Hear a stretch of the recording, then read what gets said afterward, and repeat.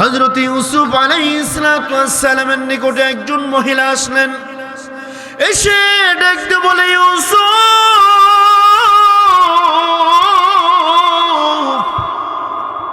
আপনি আমারে চিনেননি, দেখেন না চিনতে পারেন কিনা।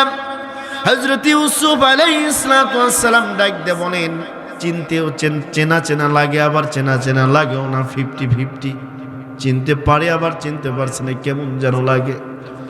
জুলাইখা ডাকতে বলে, ইউসুফ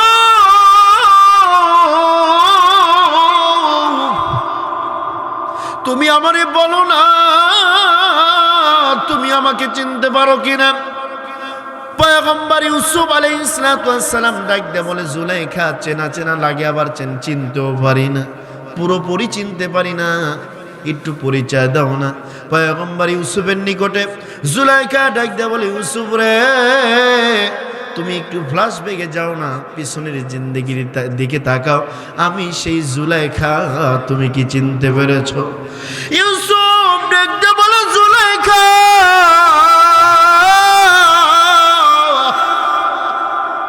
তুমি, তোমার এমন হালাত কেন, এমন হালাত কেন বলো না রে। জুলাইখা ডাকতে বলতেছেন, ওগো পয়গম্বর ইউসুফ তুমি তো এই মুহূর্তে মিশরের প্রেসিডেন্ট হয়েছ, আমার বয়স হয়েছে, বৃদ্ধা হয়ে গিয়েছি, আমি বুড়ো হয়ে গিয়েছি, আমার চামড়াগুলো ঢিল হয়ে গেছে রে। সেই ইউসুফ আলাইহিস সালামকে কেমন ভাবে মানুষ করেছেন। পয়গম্বর ইউসুফ আলাইহিস সালাম যখন ধীরে ধীরে অ্যাডাল্ট হতে লাগেন, বড় হতে লাগেন, জুলাইখা ওই সময় আজিজে মিশরের বিবি বাজার নেয়ামা, উনি ধীরে ধীরে ইউসুফের প্রতি তত বেশি দুর্বল হতে লাগে, প্রেমে পড়তে লাগে। সুবহানাল্লাহ। ইউসুফ আলাইহিস সালামকে একদিন ডাকতে বলে, ইউসুফ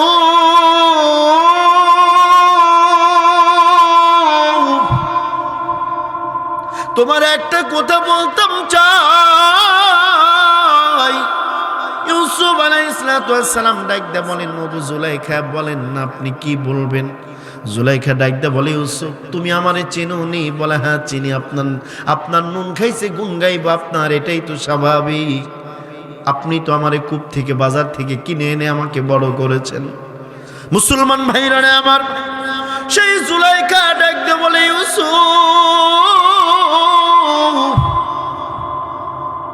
এই দরওয়াজা একটা নয়, দুইটা নয়, তিনটা নয়, চারটা নয়, পাঁচটা নয়, 60-60টা দরওয়াজা, শক্তিশালী দরওয়াজার সমস্ত কিছুই আমি লক করে দিয়েছি রে।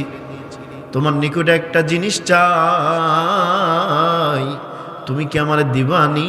তুমি কি আমাকে দিবানি? পয়গম্বর ইউসুফ ডাকতে বলে, জুলাইখা কি চান বলেন, আপনি কি চান? জুলাইখা এক পর্যায়ে ডাকতে বলতেছে, ইউসুফ রে আল্লাহ পাক তোমাকে যে অবয়ব দান করেছে, তোমাকে যে চেহারা সূরত দান করেছে রে, তোমার এই চেহারার প্রতি আমি একেবারে দুর্বল হয়ে পড়েছি, তোমার লগে আমি আমার দিলের খাহেশ পূরণ করতে চাই। নাউজুবিল্লাহ বলে। ইউসুফ আলাইহিস সালাম ডাকতে বলে, মালিক ওগো রব্বে কাবা, ওগো জুলাইখা আমি নবী, আমার বাবায় নবী, আমার দাদায় নবী, আমি কারীম ইবনে কারীম ইবনে কারীম ইবনে কারীম। মুসলমান ভাইরানে আমার, সেই জুলাইখা ডাকতে বলে,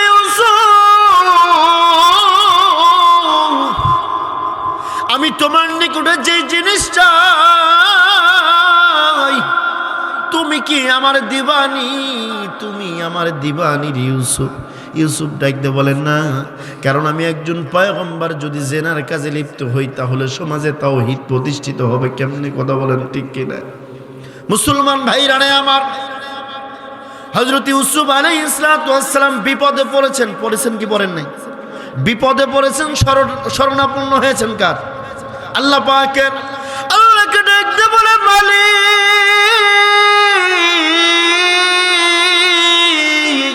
ওগো রব্বে কাবা, ওগো আল্লাহ এই যে জুলাইখা আজিজে মিশরের বিবি যেই দরখাস্ত করাইছে, যেই কথাটা আমাকে বলেছে রে আল্লাহ, ওগো মালিক, ওগো রব্বে কাবা, আপনি আমাকে এটার থেকে হেফাজত করেন। মাপ চাইছেন কার কাছে? পানাহ চাইছেন কার কাছে?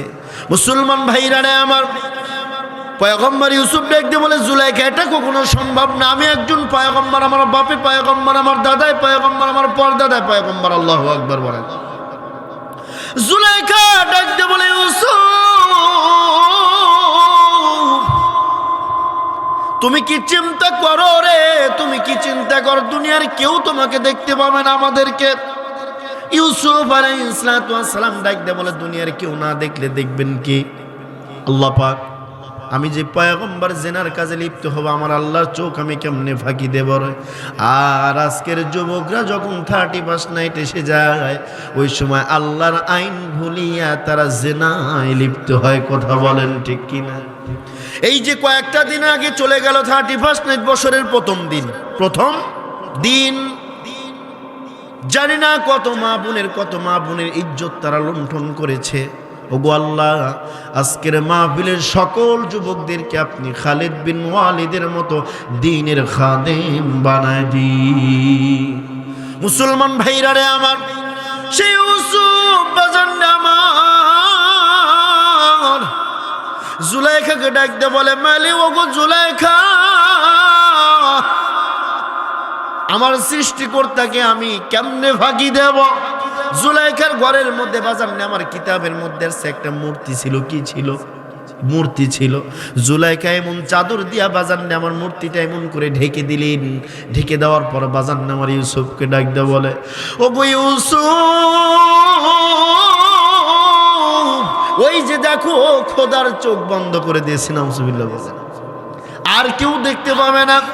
ইউসুফ আলাইহিস সালাম আল্লাহকে ডাক দে বলে, মালিক, ওগো রব্বে কাবা, আমি তো যতই কথা বলি জুলাইখা তো কিছুই শোনে না রে আল্লাহ। মালিক ও আল্লাহ, তোমার কাছে আমি পানা চাইলাম, তুমি আমাকে বিচার এই মহাবিপদ থেকে তুমি আমাকে আল্লাহ হেফাজত করো। আল্লাহু আকবার বলেন। মুসলমান ভাইরা রে আমার, এক পর্যায়ে পয়গম্বর ইউসুফের লোকে দোস্তাদোস্তি হলো। জুলাইখা নিজের শরীরের জামা বাজার আমার নিজে টেনে টেনে ছিঁড়ে ফেললেন। আল্লাহ ডাক দেখো, ইউসুফ দরজা বরাবর দৌড় মারো। আল্লাহু আকবার বলেন। পয়গম্বর ইউসুফ আলাইহিস সালাম যখন দরজা বরাবর দৌড় মারছে রে বাবা, আল্লাহ রাব্বুল আলামিন 7টা দরওয়াজা খুলে দিয়েছে। শুধু তাই নয়, পয়গম্বর ইউসুফ যখন দৌড় দিছে,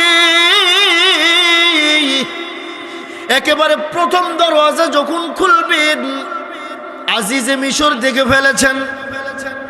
এতগুলো মানুষ বসে আছেন, কোন মানুষের বিবির লোকে যদি একজন পরপুরুষ যদি বাজান নেওয়ার মেলামেশা করে, কেউ কি ঠিক থাকতে পারবেন? অথবা নিজের মেয়ের যদি হাত ধরে, কেউ কি ঠিক থাকতে পারবেন?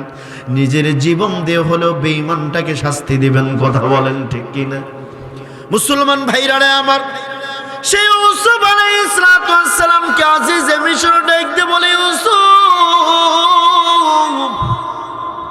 তুমি আমারটা খাইলা, আমারটা পড়লা, আমার বাড়িতে থাকলা, তুমি এটা কেমন কাজ করলা ইউসুফ? তোমার দ্বারা তো এমন জঘন্যতম নিকৃষ্টতম কাজ আমি আশা করি নাই রে। ইউসুফ পয়গম্বর ডাকতে বলে, ওগো আজিজে মিশর, আমি তো এমন জঘন্যতম কাজ করি নাই রে, করি নাই। আল্লাহু আকবার বলে। আজিজে মিশর ডাকতে বলে, ওগো ইউসুফ,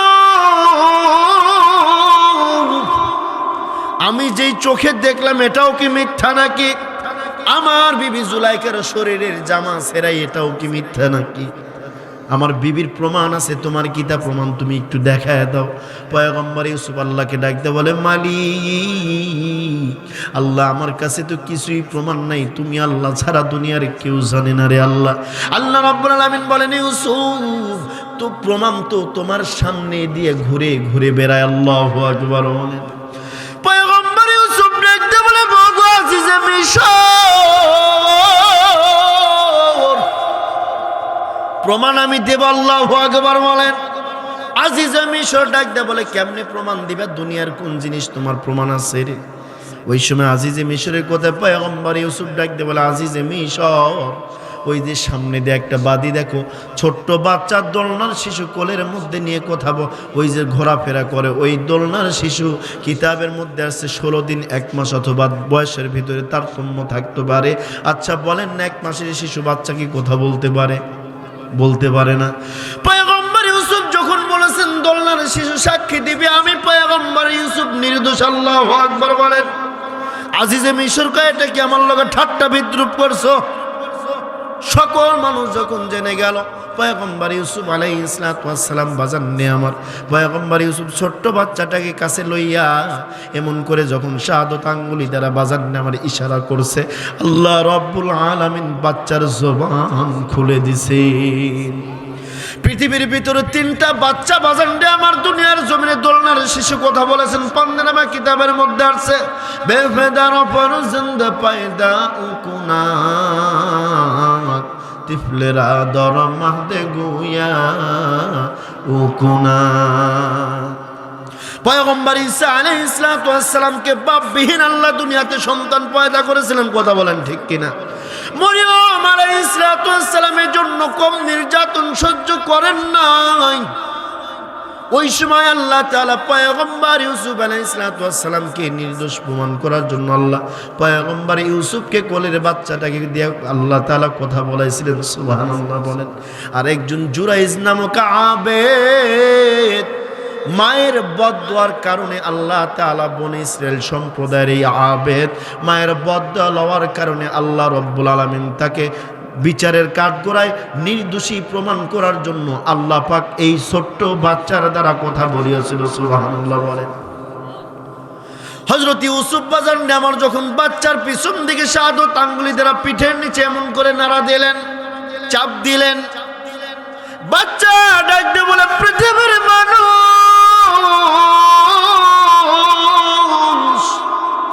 জাননি প্রমাণ কেমন হবে? প্রমাণ তো এমনই হবে। আজিজ মিশর কয় কি প্রমাণ? বলে আমার পয়গম্বর ইউসুফ যদি দোষী হয় পয়গম্বর ইউসুফের জামা ছেঁড়া হবে সামনের দিকে, আল্লাহু আকবার বলেন।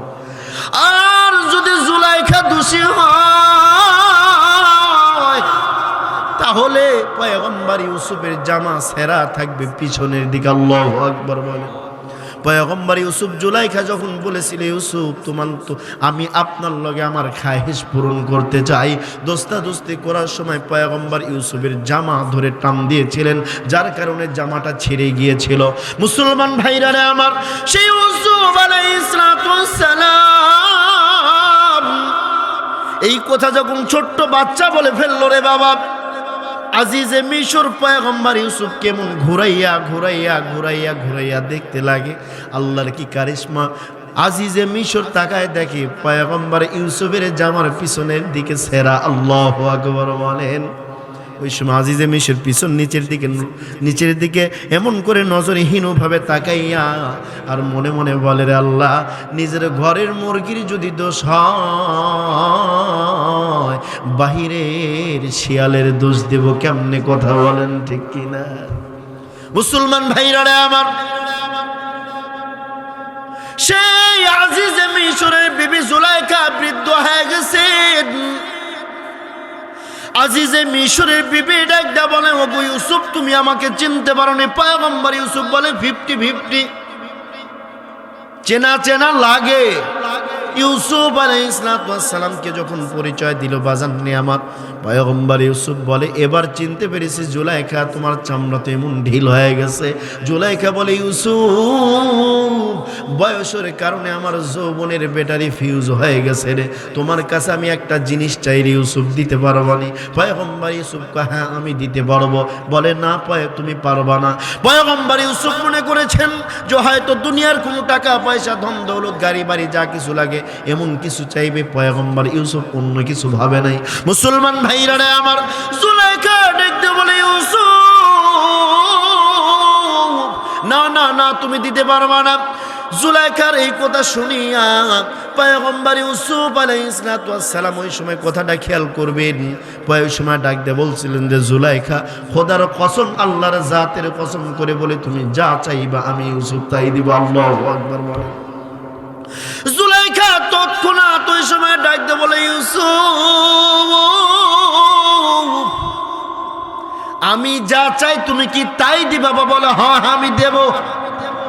জুলাইখা এবার বাজান না আমার ইউসুফকে ডাক দেয়া বসলো, গে ইউসুফ, আমি তোমার কাছে যে জিনিসটা চাই রে, আমি যেমন ভাবে 16 অথবা 20 বছরের কুমারী যুবতী মেয়ে ছিলাম রে, তেমন ভাবে আমি বয়সের ভারে বৃদ্ধ হয়ে গিয়েছি, বৃদ্ধা হয়ে গিয়েছি, বড় হয়ে গিয়েছি, আমার চামড়া ঢিল হয়ে গেছে, ঠিক অতীতের মতো 20 বছরের যুবতী আমারে বানায় দাও। পয়গম্বর ইউসুফের নিকটে যখন এই কথা শুনলেন, পয়গম্বর ইউসুফ একেবারে আটকে গেলেন, আশ্চর্য হয়ে গেলেন। আল্লাহকে ডাকতে বলে, মালিক,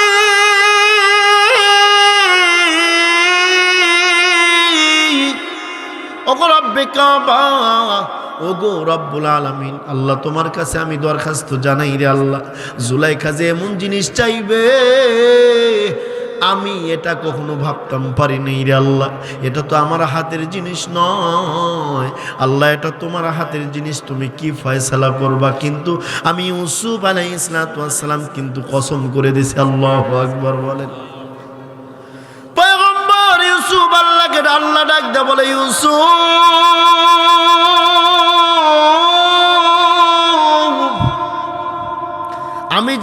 আমি যেই পথ তোমাকে বাতলায় দেই রে, তুমি ওই পথই অবলম্বন করো। আল্লাহু আকবার বলেন। ইউসুফ আলাইহিস সালাম বাজান নেয়ামাত, উনি আল্লাহর কাছে দোয়া করলেন, আল্লাহ দোয়া মঞ্জুর করে নিলেন, কবুল করে নিলেন। সুবহানাল্লাহ বলেন। ইউসুফ আলাইহিস সালাম চাদর দিয়া জুলাইখাকে এমন করে বাজান নেয়ামার ঢেকে দিলেন। ঢেকে দেওয়ার পর পয়গম্বর ইউসুফ সিজদায় পড়ে গেলেন। দেখেন এই মুহূর্তেও দেখেন না কার শরণাপন্ন হয়েছেন? আল্লাহ পাকের। আর আমরা সুখের দিনে আল্লাহকে ভুলে থাকি, মুসিবতে পড়লে মসজিদে গিয়ে আল্লাহকে স্মরণ করি। কথা বলেন ঠিক কিনা? মুসলমান ভাইরা আমার, ইউসুফ আলাইহিস সালাম সিজদা থেকে উঠিয়া জুলাইখার চাদরটা এমন ভাবে সরায় দেওয়ার পর আল্লাহ রব্বুল আলামিন ওই জুলাইখাকে আল্লাহ তাআলা ঠিক তেমনি ভাবে ওই 20 বছরের যুবতী বানায় দিলেন। সুবহানাল্লাহ বলেন। ওই যে পয়গম্বর ইউসুফ বলেছিলেন, আল্লাহর জাতের কসম আপনাকে দেব, আল্লাহ কয়, বান্দারে, ওগো আমার পয়গম্বর, যেহেতু আমার কসম করেছ, আমি আল্লাহর সম্মানের ব্যাপার, আমি আল্লাহ রহমান, আমি আল্লাহ রহিম রে, আমি আল্লাহ পয়গম্বর ইউসুফের দোয়া আমি ফেরত দেব না। আল্লাহু আকবার বলেন। মুসলমান ভাইরা আমার, এই জন্য আল্লাহ আমাদেরকে কত দয়া করে বানাইছে। আল্লাহ কয়, বান্দা তুমি পরিচ্ছন্ন মানুষ হও, খাঁটি ইমানদার হও, আমি আল্লাহ তোমাকে ফেরেশতার চাইতো দামি বানায় দেব। আল্লাহু আকবার বলেন। তাহলে ভালো খাঁটি মানুষ যদি হইতে যাই, আমাদের জীবনে নামাজ দরকার আছে না নাই? পরিচ্ছন্ন মানুষ যদি আমরা হইতাম চাই, আমাদের নামাজের কথা খেয়াল করতে হবে কিনা? আপনাদের এই খানপুরা এলাকায় 10 বছর আগে যে মসজিদে মুসল্লি হইতে এখন কি তেমন পাওয়া যায় না? নামাজের সংখ্যা দিন দিন বাড়ছে না কমছে? আল্লাহ রাব্বুল আলামিন বলেন, ফাওয়াইলুল লিল মুসাল্লিনা আল্লাযীনা হুম আন সালাতিহিম সাহুন আল্লাযীনা হুম ইউরাউন ওয়া ইয়ামনাউনাল মাউন। আল্লাহ রাব্বুল আলামিন কয়, ও আমার পয়গম্বর, আপনি পৃথিবীর মানুষদেরকে জানায় দিন, একজন মানুষ যদি পরিচ্ছন্ন ইমানদার হতে চায়, তারা যেন কি করে? নামাজ পড়ে। কিতাব পড়ে। ওয়াইল নামক জাহান্নাম তাদের জন্য যারা নামাজের মধ্যে গড়িমসি করবে, অলসতা করবে। আল্লাহ কয়, বান্দারে, তুমি যদি কমপ্লিট মুমিন হতে চাও তাহলে কি করতে হবে? নামাজি হতে হবে। সুবহানাল্লাহ বলেন। মুসলমান ভাইরা আমার, আপনাদের এই পাবনা জেলা, এটা আমিনপুর থানা, তাই না? আমিনপুর থানায় কমপক্ষে আপনি জরিপ করে দেখেন 10 থেকে 15 জায়গায় এমন মাহফিল হচ্ছে। মসজিদে খতিব সাহেবের বয়ান, তাফসীরুল কোরআন মাহফিলে বক্তাদের বয়ান, তাবলীগ জামাতের বয়ান, বাজার নেওয়া, খানকায় পীর সাহেব মাশায়েখদের বয়ান আছে না নাই? এলাকায় বাজার নেওয়ার আপনারা সঠিক মানুষের পথ প্রদর্শন করবেন। আপনারা কি মুরব্বি ধরেছেন? অনেকে আছেন এখানে। এমন একজন বাজার নিয়ে আমার, সেই নামাজি কেমন করে হবেন? আল্লাহ রাব্বুল আলামিন, এই যে নামাজি দিন দিন কমে যায়, এখন যদি আল্লাহর কোরআনকে প্রশ্ন করেন, ওগো কোরআন আমরা নামাজি কেমনে বাড়াবো? এমন মাহফিল, এমন পীর সাহেবের খানকায় যদি, এমন করে মসজিদের খতিব সাহেব যদি 1000 বছর বয়ান দেয়, নামাজি কখনো বাড়বে না, কখনো বাড়বে না। ঠিক এই প্রশ্ন যদি আল্লাহর কোরআনকে বলেন, ও কোরআন আমি কেমনে নামাজি বাড়বেন? আল্লাহর কোরআন জবাব দিতে পারে না, পারে না। আল্লাহ রাব্বুল আলামিন বলেন, আল্লাযীনা ইম্মাক্কানাহুম ফিল আরদি আকামুস সালাহ ওয়া আতুজ যাকাতা ওয়া আমারু বিল মা'রুফ ওয়া নাহাউ আনিল মুনকার ওয়া লিল্লাহি আকিবাতুল উমুর। মুসলমান ভাইরা রে আমার, আল্লাহ রাব্বুল আলামিন পয়গম্বরকে ডাক দিয়ে বললেন, ইয়া রাসূলুল্লাহ, ইয়া হাবিবাল্লাহ, নবী আমার, আপনি আপনার উম্মতের মাঝে জানাই দিন, আমি আল্লাহ রাব্বুল আলামিন বলে দিলাম, ওগো আমার পয়গম্বর, তা আমি আল্লাহ যাদেরকে দুনিয়ার জমিন আধিপত্য দেব, ক্ষমতা দেব, কি দেব? আধিপত্য, ক্ষমতা দেব, তারা যেন দুনিয়ার জমিনে গিয়া 4টা জিনিস বাস্তবায়ন করে। জোরে বলেন, কয়টা? 4টা জিনিস। 1 নম্বর, তারা যেন দুনিয়ার জমিনে আধিপত্য, ক্ষমতা নামক দৌলত পাওয়ার পরে তারা যেন আল্লাহর জমিনে নামাজ প্রতিষ্ঠিত করে। কথা বলেন ঠিক কিনা? যেই রাষ্ট্রে নামাজের বিধান চালু আছে, দেখবেন ওই রাষ্ট্রের মসজিদগুলো উন্নত মানের এবং মুসল্লিও ভরা। আমার আপনার মসজিদে বাজার না, আমার টাইলস দ্বারা মোজাইক করা হয়েছে, এটা তো মসজিদ কেন্দ্রিক মাহফিল, তাই না? আমার আপনার মসজিদগুলো টাইলস দ্বারা মোজাইক করা, মুসল্লি কি তেমন করে পাওয়া যায়? কিন্তু সাহাবায়ে কেরাম রাদিয়াল্লাহু আজমাইনদের যুগে তেমনভাবে টাইলস দ্বারা মোজাইক করা মসজিদ ছিল না। বাজার নে আমার, শুধু খেজুর পাতার সামনে দিয়ে তারা মসজিদে নামাজ পড়তো। ঠিক তেমনইভাবে সিজদার স্থানগুলো থর থর থর থর করে কাঁপতো। কথা বলেন ঠিক কিনা? আমি আপনি তো ওযুর মাসআলাই জানি না। মসজিদের ইমাম সাহেবকে কোনোদিন জিজ্ঞাসা করে নাই, হুজুর গোসলের ফরজ কয়টা, ওযুর ফরজ কয়টা, ওযু কেমনে করব, নামাজ কেমনে পড়বে, এগুলো কি জিগান? খালি হুজুরের দাওয়াত দিয়ে খাওয়াইবেন এটাই কিন্তু না, আগে এগুলো বাজার নেই আমার। এজন্য আমাদের 1 নম্বর খাঁটি পরিচ্ছন্ন মানুষ হতে গেলে নামাজের দরকার আছে না নাই? আল্লাহর পয়গম্বর ডাক দিয়ে বলে, পৃথিবীর মানুষ,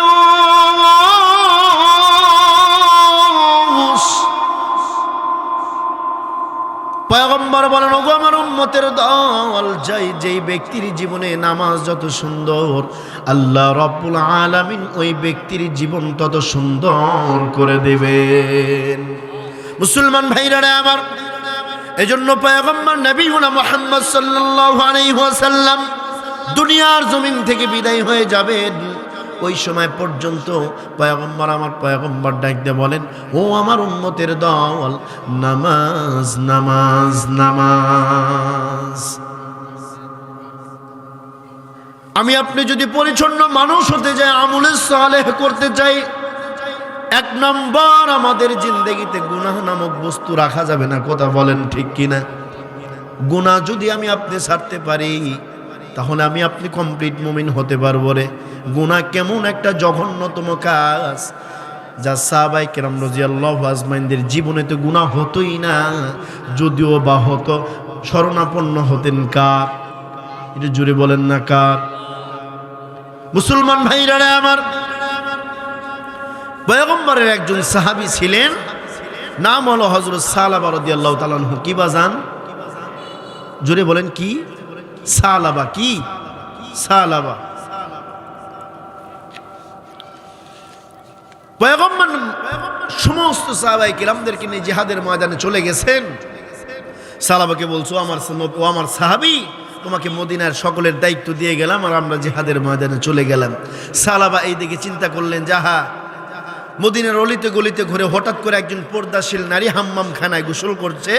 গোসল করা অবস্থায় উনি দেখতে পেলেন, উনি দৌড়াই গিয়ে হাতটা জাপটে ধরলেন, আঁকড়ে ধরলেন, চেপে ধরলেন।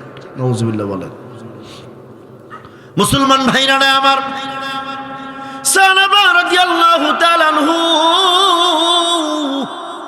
মহিলার যখন হাত এমন করে চেপে ধরলেন, মহিলাটা রাখতে বললেন, ওগো পয়গম্বরের সাহাবী, তুমি তো একজন জলিলুল কদর বড় মাপের সাহাবী রে, তুমি তো একজন পয়গম্বরের আদরের সাহাবী, তুমি তো জালেম হয়ে গিয়েছো, তুমি তো জিনার গুনাহ আমলনামায় লিখেছো। নাউজুবিল্লাহ বলেন। ওই সময় সালাবা মদিনার শহরের বাহিরে চলে গেলেন। বাহিরে চলে গিয়ে পাহাড়ের চূড়ার উপরে উঠিয়া আল্লাহকে ডাকতে বলে, মালিক,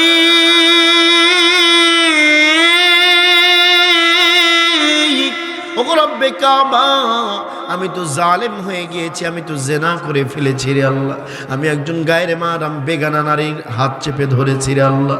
ওগো মালিক, ওগো রব্বে কাবা, আমি মাপ পাইবো কিনা রে আল্লাহ।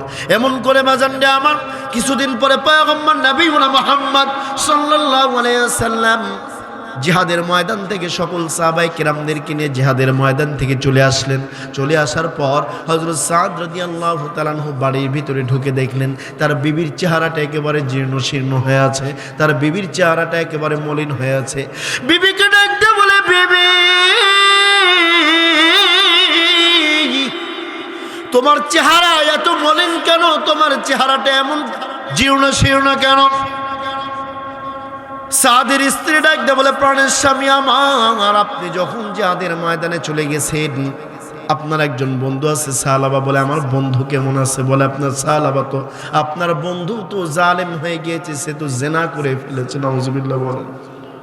সমস্ত ঘটনা খুলে বলার পর একজন স্বামী হিসেবে হযরত সাদ রাদিয়াল্লাহু তাআলা আনহু মদিনার শহরে বের হয়ে গেলেন।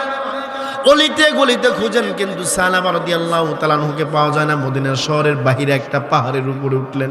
পাহাড়ের উপর উঠিয়া হযরত সালাবাকে পাওয়া গেল। সালাবাকে ডাকতে বলো, গো সালাবা, চলো পয়গম্বরের দরবারে চলো, তোমার বিচার হবে পয়গম্বরের দরবারে।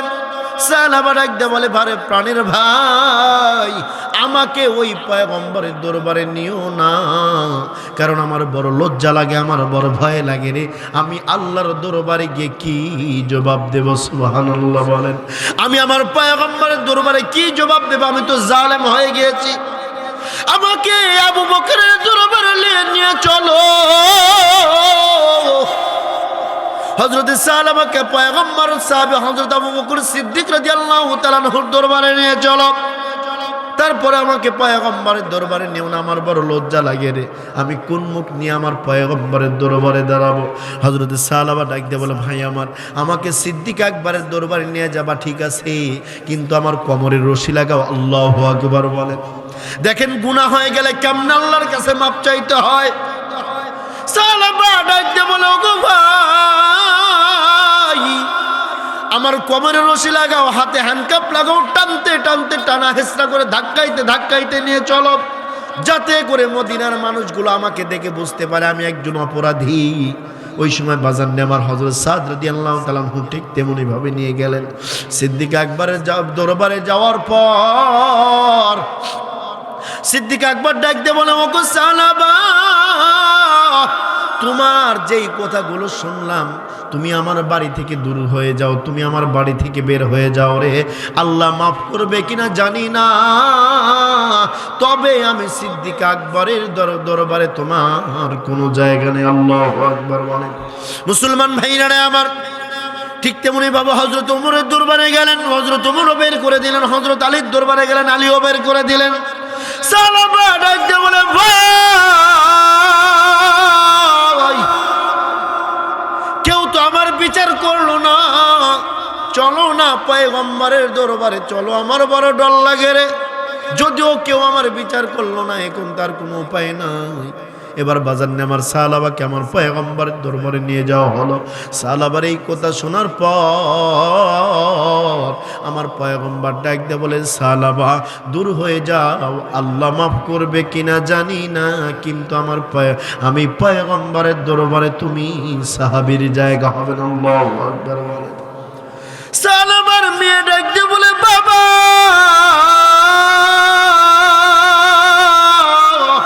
আব্বা গো, আপনি আমার দরবার থেকে আমার বাড়ি থেকে বের হয়ে যান। আল্লাহু আকবার বলেন। পয়গম্বর আপনাকে জায়গা দেয় নাই, হযরত আবু বকর আপনাকে জায়গা দেয় নাই, হযরত উমর আপনাকে জায়গা দেয় নাই, হযরত আলী আপনাকে জায়গা দেয় নাই। যে সাহাবীর ব্যাপারে পয়গম্বর নিজে বলেছেন, না মাদিনাতুল ইলমি ওয়া আলিউন বাবুহা, এমন একজন জলিলুল কদর বড় একজন সাহাবী, দামি সাহাবী আপনাকে জায়গা দিল না। সবাই তো আপনাকে দূর দূর করে বের করে দিল রে, আমি মেয়েও আপনাকে আমার বাড়ি থেকে বের করে দিলাম। আল্লাহু আকবার বলেন। হযরত সালামা কি করলেন বাজান নে, আমার মদিনার জমিন থেকে দূরে বাহিরে হইয়া ওই সময় মদিনার পাহাড়ের চূড়ার উপরে উঠে একদিন যায়, 2 দিন যায়, 3 দিন যায়। পয়গম্বরের দরবারে ফানাজালা জিবরিল আমিন হযরত জিবরাইল আলাইহিস সালাতু ওয়াস সালাম আসলেন। আসার পরে আল্লাহকে পয়গম্বরকে ডাক দিয়ে বলেন, ওগো আমার পয়গম্বর, আপনার সাহাবী সালাবা কই? আপনার সাহাবী সালাবা কই রে? আপনার সাহাবী সালাবার তওবাটা আল্লাহ পাক এমন করে নিয়েছেন, এমন করে কবুল করে নিয়েছেন, যার তওবাটা আল্লাহ রাব্বুল আলামিন কবুল করিয়া তার জিন্দেগীর সকল গুনাহ খাতা আল্লাহ মাফ করে দিয়েছে। সেই সালাবাকে বাজার নিয়ে আমার পয়গম্বর ডাক দিয়ে বললেন, ও আমার সাহাবীরা, সালাবাকে নিয়ে আসো। সেই সালাবাকে খোঁজার জন্য একটা টিম তৈরি করলাম। হযরত ওমর বলেন, এ রাসূলুল্লাহ, হাবিবাল্লাহ, আমি যাইতাম চাই। হযরত আবু বকর দাঁড়াইলেন, হযরত ওমর দাঁড়াইলেন, হযরত আলী রাদিয়াল্লাহু তাআলা আনহু দাঁড়াইলেন। সকল সাহাবায়ে কেরাম যখন দাঁড়িয়ে গেল, দাঁড়িয়ে যাওয়ার পর হযরত ওমরে ফারুক বাজার নেওয়ার এমন করে দাঁড়ানোর পর একজন বৃদ্ধ সাহাবী হযরত সালমান ফারসি রাদিয়াল্লাহু তাআলা আনহু ডাক দিয়ে বলেন, রাসূলুল্লাহ, ইয়া হাবিবাল্লাহ, আমার বয়স হয়ে গেছে গো নবী, কিন্তু এমন একটা ভালো কাজে আমি সালমান ফারসিও যাইতাম চাই। আল্লাহু আকবার বলেন। সালমান ফারসি সহ সকল সাহাবায়ে কেরামদেরকে নিয়ে বাজার নিয়ে আমার যখন মদিনার অলিতে গলিতে সালাবাকে খোঁজা হলো, পাওয়া যায় না। মদিনার শহর থেকে বের হয়ে চলে গেলেন। বের হয়ে চলে যাওয়ার পর বাজার নিয়ে আমার একজন রাখালকে জিজ্ঞাসা করলো, ভাই সালাবা নামক কোনো ব্যক্তিকে চিনতাম পারোনি? মুসলমান ভাইরা রে আমার, সেই হযরত সালামা রাদিয়াল্লাহু তাআলা আনহু কি করলেন? রাখালকে জিজ্ঞাসা করানোর পর রাখাল ডাক দিয়ে বলে, যুবক, আমি তো সালাবা নামক কোনো ব্যক্তিকে চিনি না, তবে ওই যে মদিনার পাহাড়ের উপরে একজন যুবক এমন ভাবে চিল্লাইয়া চিল্লাইয়া আল্লাহর দরবারে কান্না করে রে, ওই চিল্লানির কারণে মদিনার এই পাহাড়ের চূড়ায় যারা বসবাস করে তারা ভালো করে ঘুমাইতে পারে না, এমনকি পশু পাখি পর্যন্ত রাত্রিবেলা এমন করে স্তব্ধ থাকতে পারে না। বাজার নিয়ে আমার এমন করে হযরত ওমর বলে, ও আবু বকর ভাই, হয়তো আমাদের সেই সাহাবাকে পেয়ে গেছি। মদিনায় এমন কেউ আছে রে যে সালাবা সারা এমন ভাবে জাহান্নামের ভয়ে কান্না করবে। মুসলমান ভাইরা রে আমার, ওই সময় সন্ধ্যার সময় হয়ে গিয়েছিল। ওই সময় বাজার নিয়ে আমার সবাই পাহাড়ের চূড়ার উপরে উঠলেন। ওই সময় হযরত সালাবা আল্লাহকে ডাক দিয়ে বলে, মালিক,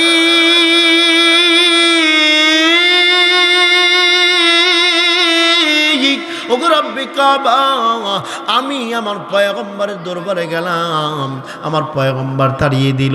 আমি হযরত ওমর ফারুকের দরবারে গেলাম, সেও তো বের করে দিল। হযরত আবু বকরের দরবারে গেলাম, সে তো বের করে দিল। হযরত আলীর দরবারে গেলাম, সেও তো বের করে দিল। এমনকি আমার আদরের মেয়েও তো বের করে দিল। রে আল্লাহ, আমি জালেম হয়ে গিয়েছি। মুসলমান ভাইরা রে আমার, ওই সময় সন্ধ্যা হয়ে গিয়েছিল। হযরত ওমরে ফারুক রাদিয়াল্লাহু তাআলা আনহু এমন করে হাতটা জাপটি ধরলেন, এমন করে আঁকড়ে ধরার পর ওই সময় বাজার নেওয়ার সাহাবা ডাক দিয়ে বলে, তোমরা কে রে? আমার মনে হয় অন্ধকারে তোমাদের চেহারা মোবারক দেখা যায় না রে, তবে আমার মনে হয় তোমরা হলো পয়গম্বরের সাহাবী। তোমার কণ্ঠের আওয়াজ শুনে মনে হয় তুমি হলো পয়গম্বরের সাহাবী হযরত ওমর রাদিয়াল্লাহু তাআলা আনহু। আল্লাহু আকবার বলে। হযরত ওমর ফারুক বাজার নিয়ে আমার ডাক দিয়ে বলে, ওগো সালামা, চলো পয়গম্বরের দরবারে চলো, আল্লাহ পাক তোমার জন্য ওহী নাজিল করেছেন। আল্লাহু আকবার বলেন। তোমার তওবাটা আল্লাহর দরবারে এত এমন ভাবে কবুল হয়েছে রে, যার কারণে আল্লাহ পাক হযরত জিবরাইলকে দুনিয়াতে পাঠাইছেন। আল্লাহু আকবার। মুসলমান ভাইরা আমার, এমত অবস্থায় কি করলেন, হযরত সালামাকে মদিনার মসজিদে নিয়ে যাচ্ছেন, পয়গম্বরের মসজিদে নিয়ে যাচ্ছেন। ওই সময় ফজরের নামাজের আজান হয়ে গেল। পয়গম্বর নামাজের ইমামতি করেন। নামাজের মধ্যে বাজান নামার পয়গম্বর সমস্ত সাহাবীরা নিয়ত বাঁধলেন। পয়গম্বর সাল্লাল্লাহু আলাইহি ওয়াসাল্লাম এমন করে বাজান নামাজের মধ্যে সূরাতুত তাকাসুর পড়েন। পয়গম্বর বলেন, আলহাকুমুত তাকাসুর হাত্তা যুরতুমুল মাকাবির, হাত্তা যুরতুমুল মাকাবির। এই আয়াতটা যখন পড়ছেন, হযরত সালাবা রাদিয়াল্লাহু তাআলা আনহু এমন করে বাজান নামার লাভ দিয়েছেন, চিৎকার মারছেন, যা পুরো মসজিদটা বাজান নামার থরথর করে কেঁপে উঠেছে। নামাজ শেষ করার পরে বাজান নামার সালাবা পড়ে আছেন। পয়গম্বর ডাকতে বলে, সাহাবীর দল যাও না, যাও, ওই যে আমার সাহাবী, ওই যে আমার সালাবা পড়ে আছে রে, ধরো ধরো তাকে ধরো। সালমান ফারসি রাদিয়াল্লাহু তাআলা আনহু পয়গম্বরের সাহাবী সালাবা কেমন করে উড়ু পড়ে নেওয়ার পর সালমান ফারসি ডাকতে বলে, ইয়া রাসূলুল্লাহ, ইয়া হাবিবাল্লাহ, ওই যে আমাদের সালাবার দুনিয়াতে নাই, আল্লাহ রাব্বুল আলামিন সালাবা আমাদের ভাইকে দুনিয়া থেকে নিয়ে চলে গেছে। সালাবার দুনিয়ার জমিনে জীবিত নাই। সালাবার কপালটা, তকদিরটা কত ভালো। সেই সালাবার গোসলটা বাজান নামার পয়গম্বর নিজে করেছেন। আল্লাহু আকবার বলেন। শুধু তাই না, সালাবাকে কাফনের কাপড় থেকে শুরু করে খাটিয়া দোরা পর্যন্ত পয়গম্বর নিজে সালাবার লাশটা বাজান নামার নিজে কাঁধে নিয়েছেন। আল্লাহু আকবার বলেন। সাহাবায়ে কেরামরা লক্ষ্য করে দেখেন, হযরত সালাবার লাশটা যখন খাটিয়া যখন কাঁধে নিয়েছেন, ওই সময় পয়গম্বর খেয়াল করে দেখেন, সাহাবায়ে কেরাম খেয়াল করে দেখেন, পয়গম্বর বুড়ো আঙ্গুলের উপরে দুই পায়ের বুড়ো আঙ্গুলের উপরে এক আঙ্গুলের উপরে ভর দিয়ে হাঁটাহাঁটি করে। আল্লাহু আকবার বলেন। সাহাবায়ে কেরামরা দেখতে বলেন, হাবিব,